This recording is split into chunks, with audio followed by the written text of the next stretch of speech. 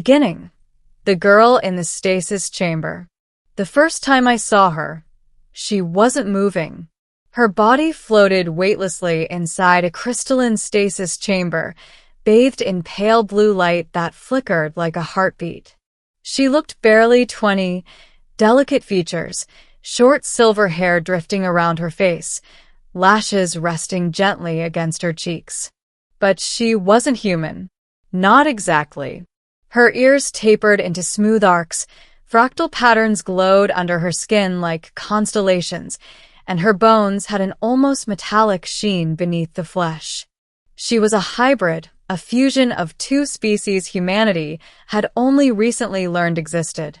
The placard beside the chamber read, Subject H01, Luminera Variant Prototype.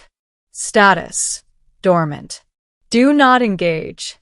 Of course, I engaged. I was a junior xenologist aboard the Astral Weaver, the first human vessel allowed into the Helion Archive world, a planet dedicated entirely to preserving lost genetic lines and ancient species. I wasn't supposed to touch anything. I was only supposed to document. But something about her made my breath hitch. Something about her felt familiar, like déjà vu from a dream I'd never had. Her chamber pulsed once. A soft hum vibrated the air. Then her eyes opened. They weren't eyes, not in the way ours were. They were luminous spheres, galaxies of swirling silver and violet, spinning with a depth that made my knees buckle. She inhaled sharply, as if tasting her first breath in centuries. Then she looked directly at me. Are you? Her voice was soft, trembling. Are you real? I think so, I said, which felt like a stupid answer, but was the best my brain could produce while trying to comprehend a living star staring at me. She pressed a hand to the glass. Her fingers sparkled. And then she said something I absolutely did not expect. Am I beautiful? Her voice held no vanity. No flirtation. Only fear.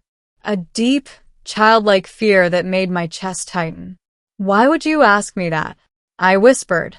Because, she said, the last thing I remember is them calling me a monster. The chamber lights dimmed. The archive trembled. And new data scrolled across the monitors in bold red. H01 activation sequence initiated. My life changed in that moment. Middle, the girl who shouldn't exist. Her chamber hissed open, and she collapsed forward. I caught her instinctively. She was warm, trembling, and startlingly light, like holding a being made of fiber optics instead of flesh. She clung to me. Please don't let them take me back, she whispered. Take you back? Who? She didn't answer immediately. Her breathing steadied against my chest before she finally said, The architects. My creators. A chill spread through me. The architects were a myth, ancient beings who supposedly engineered half the sentient species in our region of the galaxy. Every scientific authority insisted they were extinct. Apparently, someone forgot to tell her that. My name is Kale, I offered. What's yours? She hesitated, then spoke a name like a chord of music. Lyria. Lyria's gaze flicked frantically around the room as if expecting enemies to burst from the walls. I helped her stand. Why would your creators call you a monster? I asked carefully. She rubbed her arms, glowing patterns swirling in distress. Because I was their final experiment. Their greatest attempt to merge two incompatible species, Luminari and Sithrax. I swallowed hard. The Luminari were beings of light and empathy. The Sithrax were living war machines engineered from programmable matter. Combining them would be impossible and terrifying. What were you made for? I asked. She looked down. To decide, she whispered, whether the galaxy deserved to survive. My blood went cold. She continued, each word trembling. I was designed as a living judgment system, someone who could see the truth in every heart, every species, every world. If I found existence beautiful, the architects would expand life. If I found it ugly, they would collapse it. I stared in horrified silence. They created me to judge beauty. Not physical beauty, but the beauty of existence itself. Lyria's voice cracked. But when I questioned their methods, when I asked why pain and cruelty existed, they called me defective. They sealed me away. And they called you a monster, I murmured. She nodded, tears of liquid light slipping down her cheeks. I don't want to judge anyone. I just want to live. Something inside me clenched. She was dangerous, potentially galaxy-ending dangerous. But she was also innocent. A loud metallic groan echoed through the archive. We both froze. That, she whispered, is them. The archive Awakens. The Helion archive wasn't just a building, it was a living structure, grown from a bioengineered core that monitored everything inside it. And right now, it was waking up in ways it absolutely shouldn't. Vines of metal unfurled from the ceiling. Lights strobed violently. A deep voice rumbled from the walls. H-01 breach. Initiating retrieval protocol. Lyria grabbed my wrist, terrified. Kale, they'll dismantle me. They'll extract my core. The floor panels split open, revealing slender drones rising like silent stalks. We need to run, I said. She nodded, but when she tried to move, she stumbled, her legs still weak from centuries of stasis. I put her arm over my shoulder and guided her through the archive corridors. Drones whirred behind us, moving with surgical precision. Lyria gasped. They're locking the exits. How do I open them? You can't, she whispered. They only obey architect gene keys. Well, unless you've got one of those, she swallowed. I do. She placed her glowing hand on a sealed doorway. A pulse of light surged through the metal, and it slid open with a hiss. I stared. You can control the entire archive? I was made to, she said quietly. It was supposed to be my cradle and my cage. We ran again, her shimmering footsteps leaving faint trails of silver on the ground. Drones accelerated behind us, but Lyria abruptly held up her hand. Light exploded outward like a ripple. The drones froze midair, suspended. I stared in awe. What did you just? I overrode their conflict protocols, she said softly. I can't destroy them, but I can ask them to sleep. Even in fear, even in danger, she chose mercy. And I knew then, she wasn't a monster. She was the most human being I'd ever met. The observation dome. We burst into the archive's central observation dome, a vast chamber where holographic star maps drifted like clouds. Lyria collapsed onto one knee, breathing hard. You okay? I asked. Too much energy, she whispered. I've been asleep too long. I knelt beside her. You don't have to overexert yourself. Just tell me what to do. She looked at me, those impossible, shimmering eyes searching mine. Why are you helping me, Kale? You don't even know what I am. I know enough, I said quietly. You want to live. You want to choose your own path. That's enough for me. Her lips trembled. No one has ever said that to me before. Before I could respond, the holographic stars flickered violently. A new projection appeared. Architect vessel approaching. ETA 3 minutes and 12 seconds. Lyria's face drained of color. If beings of light could even do that. They found me. Can they take you against your will? I asked. They don't need my permission, she whispered. They built my genetic code. They can unmake it. I clenched my fists. That's not happening. Not while I'm here. She blinked, stunned. Kale, you can't fight them. I don't have to fight them. I just need to outsmart them. Her eyes widened. That, she whispered, is the most human thing I've ever heard. The reveal, her true form, the dome darkened. The ceiling opened like a blossoming flower. A colossal silhouette descended, a humanoid figure woven from geometric patterns, fractal spirals, and crystalline armor. An architect. Its voice resonated like vibrating stone. Prototype H01. Return for evaluation. Lyria's entire body trembled. No, she whispered. I won't. The architect tilted its head. Defiance confirms corruption.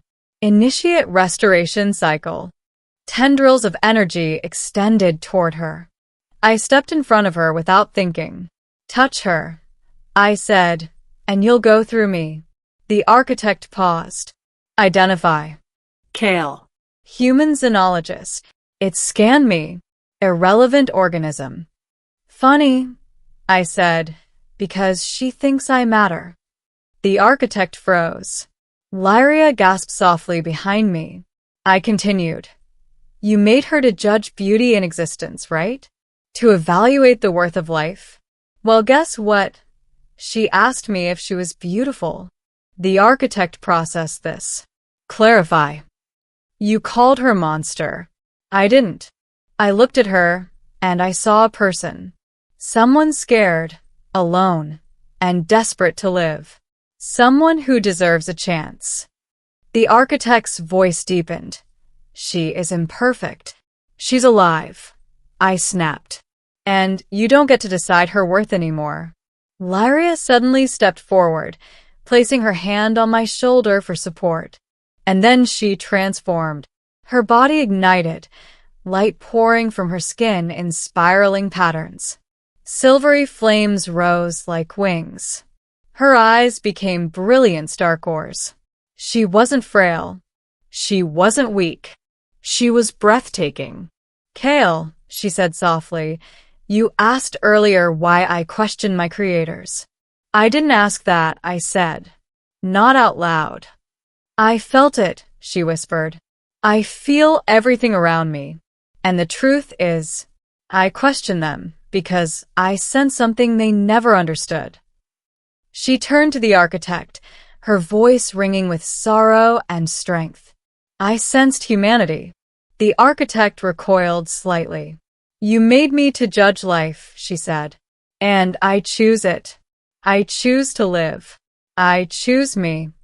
The architect extended a massive arm. An attack coming. Lyria reacted instantly. Light exploded outward. A radiant barrier shielded us both. Kale, she whispered, you gave me courage and that awakened something inside me. Her glowing wings unfurled wider. My true form. The ending. Humanity's judgment. The architect slammed against her barrier. The dome shook, fragments of holographic stars scattering like broken glass. You can't hold that forever, I warned. I don't need forever, she whispered. She closed her eyes. Trails of silver tears floated from her face. What are you doing? I asked. Making a choice, she said softly. The choice I was created for. She lifted both of her luminous arms. Energy spiraled upward. The entire archive vibrated. The architect stopped attacking. H01, what are you initiating?